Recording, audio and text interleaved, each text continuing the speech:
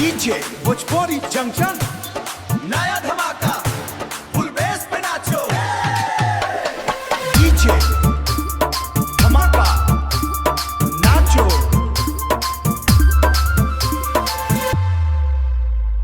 गोरी तो हर चाल मतवाली लागेलू बड़ी निराली। डीजे पे जब तू ठुमका लगावे दुनिया हो जा पागल साली। गोरी तो हर चाल मतवाली लागेलू बड़ी निराली। डीजे भोजपुरी जंक्शन पे धूम मचावे तू हर गली। कमरिया तो हर लचके ऐसे जैसे ये बिजली गिरे। नजरिया तो हर जब घुमावे दिलवा हमार हिले।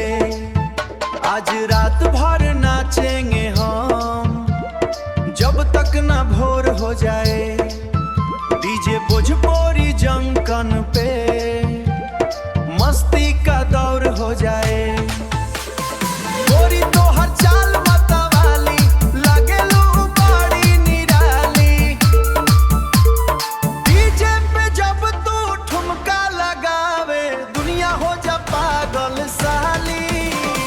गोरी तो हर चाल मतवाली लागेलू बड़ी निराली। डीजे भोजपुरी जंक्शन पे धूम मचावे तू हर गली। पायल तो हर जब बाजे धड़कन तेज हो जाए। रूप तो हार देख के गोरी हर कोई दीवाना हो जाए। आज महफिल में आग लगा दे ऐसा ये डांस दिखा दे। डीजे भोजपुरी जंक्शन पे सबको झूमना सिखा दे खा दे।